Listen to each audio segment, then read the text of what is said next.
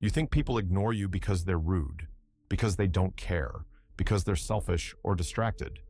But what if that's not the real reason? What if the way people treat you is just a mirror, a brutal reflection of how you treat yourself? Think about it. When was the last time you really stood up for yourself? Not with rage, not with a fake smile, but with honest, quiet strength. Most people don't realize this, but silence isn't always neutral. Sometimes silence screams, "You can cross my boundaries, I won't stop you." Every time you let someone interrupt you, dismiss your opinion, or walk all over your time and energy without a word, you're reinforcing a message. I don't matter that much. If you enjoy this type of content, don't forget to like and subscribe to the channel. It's not about being loud or aggressive, it's about presence. And the truth is, a lot of people have made themselves so emotionally invisible that the world stopped noticing they were there. You avoid confrontation to keep the peace. But what peace is that exactly? The kind where your needs are buried and your voice dies in your throat? That's not peace. That's emotional exile. And the worst part? You know this. Deep down, you feel the sting every time you're overlooked, every time you're the last to be asked, the first to be forgotten.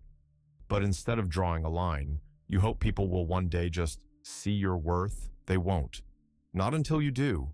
You can't beg for respect with silence. The world doesn't reward invisibility. It punishes it. So here's the uncomfortable question. What are you doing, daily, unconsciously, that teaches others it's okay to ignore you? Because until you answer that, this cycle doesn't stop.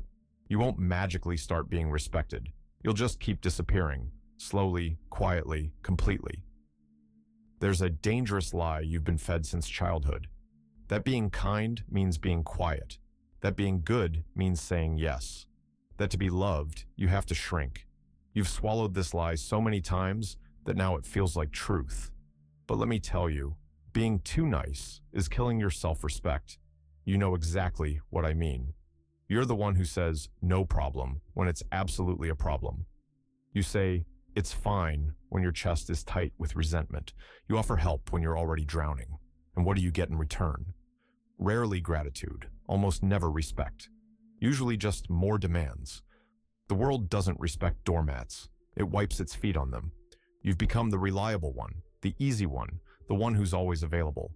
But underneath that, you're exhausted. You fantasize about disappearing, not because you hate people, but because you hate the version of yourself you've become around them. Here's the brutal truth. People treat you how you train them to. If you never say no, they'll assume you're always a yes. If you never call out the disrespect, they'll assume you're okay with it. If you let them interrupt you, they'll stop listening entirely. You're not being nice. You're being afraid. Afraid of being disliked. Afraid of confrontation. Afraid of not being needed. But this kind of fear dresses itself up as kindness, and that costume is wearing thin. True kindness has boundaries. Real strength says, "I can love you and still say no." You don't need to become hard or cold, but you do need to stop being soft in places where you're breaking. And here's the irony. When you finally stop being too nice, that's when people start to respect you. Because now, they're not dealing with a servant. They're dealing with a person. A full, present, powerful person. And people feel that. They respond to that. But only if you bring it first. You spend your life trying to prove you're enough. You bend yourself into shapes that don't fit, twist your tone, edit your truth, just to be liked. You become the perfect friend, the perfect partner, the perfect employee. And still, somehow, you never feel respected. Why? Because validation is a drug, and you're hooked. It starts subtly. A compliment lifts your mood. A criticism ruins your day. You start living on the emotional highs and lows others hand you, like scraps thrown to a starving dog. And you don't realize how deep the dependency goes until someone withdraws approval, and your self-worth collapses. You call it being empathetic or flexible, but deep down, it's desperation. You're addicted to being seen, to being approved of, to being enough in someone else's eyes. So you over-deliver, over-promise, overcompensate, and in the process, you disappear. Here's the brutal part. The more you try to earn respect, the more you confirm to the world that you don't believe you deserve it. The very act of chasing it reveals the lack. People can sense that. They may not say it out loud, but they feel it.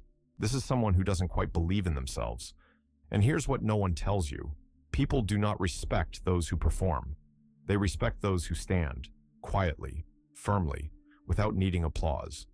You think being useful makes you lovable. It doesn't. It makes you used. Stop measuring your worth by how much others approve. That's a bottomless pit. And the more you feed it, the more empty you feel. You don't need to become cold or stop caring, but you do need to reclaim the authority over your value, because if the only time you feel worthy is when someone says you are, you're not living. You're auditioning, and no one respects an actor who never drops the mask. Saying no shouldn't feel like betrayal. But for you, it does. Not because the word is dangerous, but because you were taught it is. Somewhere along the way, you learned that rejecting others means rejecting love. That setting a boundary means being selfish. That self-respect means pushing people away. So you keep saying yes, while silently screaming inside. Here's the truth. Your fear of saying no is the exact reason you keep getting disrespected. Think about it. Every time you agree to something you hate, you lose a piece of yourself. Every time you prioritize someone else's comfort over your truth, you disappear a little more. You call it being nice, but what you're really doing is abandoning yourself over and over in small, quiet ways. You don't need to scream. You don't need to fight, but you do need to draw a line. Because people don't stop crossing boundaries you don't defend. Saying no is not about rebellion. It's about clarity. It's when you stop negotiating your energy. It's when you finally declare, this is where I end and where you begin. But guilt will show up. It always does. It'll whisper things like, you're being difficult. They'll be mad. Or worse, you're not a good person. That's not truth. That's conditioning. Echoes from a life spent prioritizing everyone but yourself. Carl Jung said, the privilege of a lifetime is to become who you truly are. And who you truly are isn't someone who betrays themselves for approval. So here's your task. Say no, just once, to something small. Say no to a favor that drains you. Say no to a plan you don't want. Say no without explaining yourself. Just no, and see what happens. Because the first time you say no without guilt, that's when you remember what power feels like. And once you taste that, you'll never go back. Why do you keep tolerating things that hurt you? Why do you stay silent when everything inside you wants to scream? Why do you let people cross lines, drain your energy, and treat you like an afterthought? The answer isn't out there. It's in your shadow. Carl Jung called the shadow the unconscious part of yourself, the pieces you've buried, denied, or rejected, because at some point someone told you they were wrong. Maybe it was your anger, your confidence, your voice, your boundaries, so you pushed them down. You became agreeable, adaptable, pleasing. You survived, but you lost parts of yourself along the way.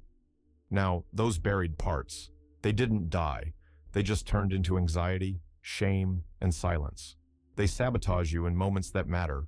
When you want to speak up, your throat tightens. When you want to walk away, your feet freeze. When you want to choose yourself, guilt kicks in like a reflex. And here's the cruel twist.